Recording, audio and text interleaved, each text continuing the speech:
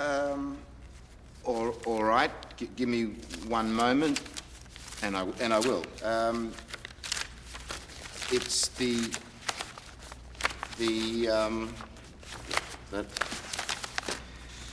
Constitution of Australia. This is a blatant violation of the Constitution of the Commonwealth of Australia. And when it comes to violations, they don't come any bigger. What section of the Constitution has been breached? Section? What section? There is no one section. It's just the vibe of the thing.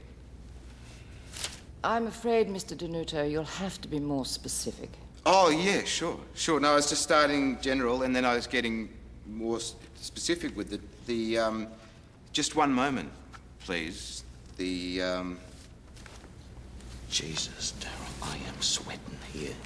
You're killing them, Dennis. I don't even know Roman numerals.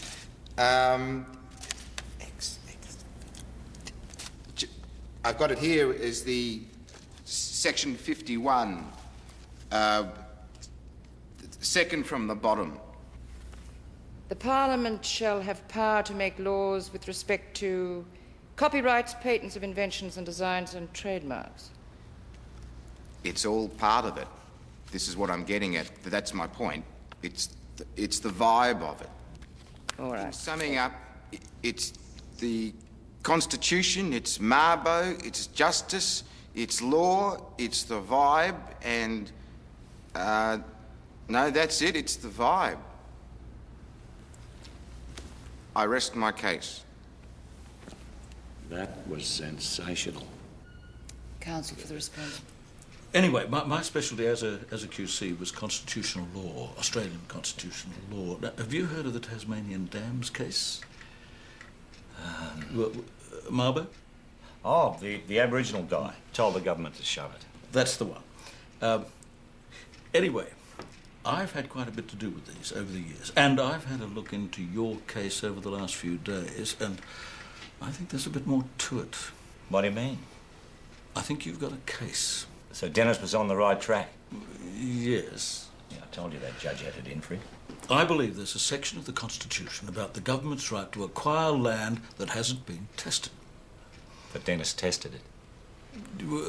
I think we could test it better. Anyway, I would like to appear on your behalf, gratis. No fee. Well, no, we couldn't. I've done pretty well out of this law caper over the years, so if you're happy for me to take it further... Further? Well, we've been to the federal court. How much further can we take it? 3 weeks later, Mr. Hamill, Dad and Dennis went to the High Court in Canberra. Laurie asked Dennis to be his instructing solicitor. Dennis was stoked, but shitting himself at the same time. I'm shitting myself. Shall we? Let's dig it up. And so Dad, or as he was called by the judge, Daryl John Kerrigan, sat in the High Court of Australia and put his case. Or at least Mr. Hamill did. Dennis was very helpful too. He was passing books around like a librarian. He even learnt Roman numerals especially for the trip. Paragraph 31. Thank you, Dennis. But Dad reckoned there was no doubt about it. From the moment he stood up, Mr. Hamill was the star of the show. Section 51, paragraph 31.